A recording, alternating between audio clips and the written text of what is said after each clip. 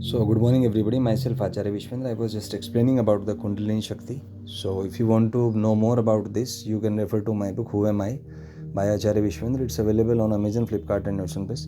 So Kundalini Shakti is basically responsible for driving you to expand your consciousness into the higher dimensions of life, which is beyond survival and reproduction.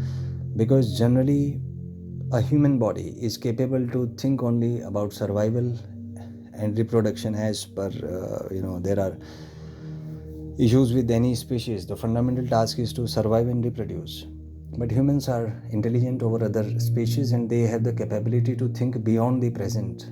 The human mind itself, it's just a sixth sense which is about accessing things which is beyond the present level of perception. Mind is nothing but it's just like a source of change, accessing higher frequencies.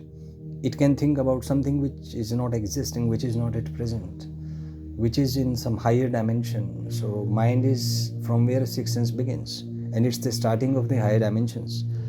So to put things into the correct perspectives, you need to have the right quantized energy, the Kundalini Shakti, if you want to feel those higher dimensions.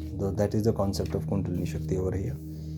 Now talking about energy, so there are positive, negative and neutral energies, and using these energies we need to work on the neutral level. As I explained earlier, that when you do something, then there is a stress performance graph, and there is a certain point at which performance is maximum, which is called the maximum or optimal performance. With too much stress, performance decreases. So the turning point here is to make your mind-brain system resonate at your optimal frequency, and optimal frequency is different for different people. It's encoded in your DNA.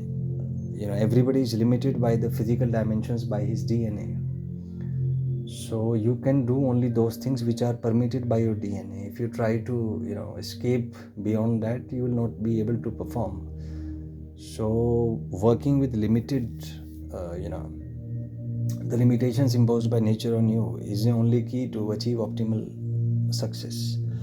Because if you will not work optimally, then your performance will be low, as shown over here. So this peak corresponds to the optimal performance. It's from an AC circuit, and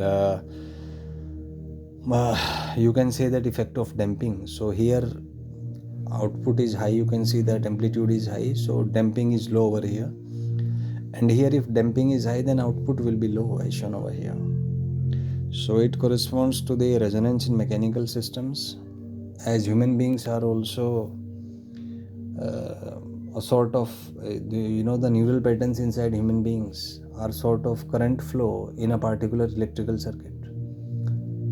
So as the current in a particular AC circuit is maximum when the frequency of the external AC source is equal to the natural frequency of oscillation of that particular circuit. In the very same way, the performance by you is maximum when the frequencies of neural firing or the patterns formed by the neural firing, the frequency of that is equal to the natural frequency of you, which is obviously governed by your DNA, which is limited by so many factors, which is about you, your existence, your individuality. So the trick here is to stay limited within your optimal performance, within 5% error plus or minus within the optimal performance, so that you can perform better. So here is the concept of resonance in mechanical system. You must have heard about tuning forks. Well, here is the brain waves that I explained earlier. So thing is that human brain and the mind, they interact via the brain waves, and brain waves are the key factor to make your brain works in a certain specific way. So mediating the frequencies of the mind-brain system is a secret to success in any field of life which is beyond survival and reproduction.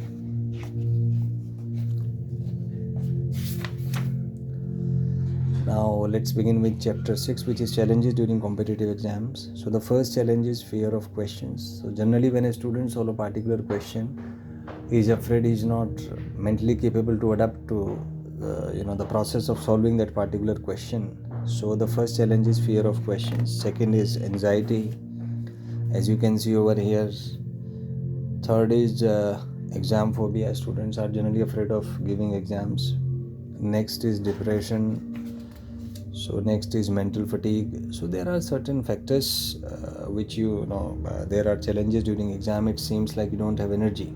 So there are certain challenges.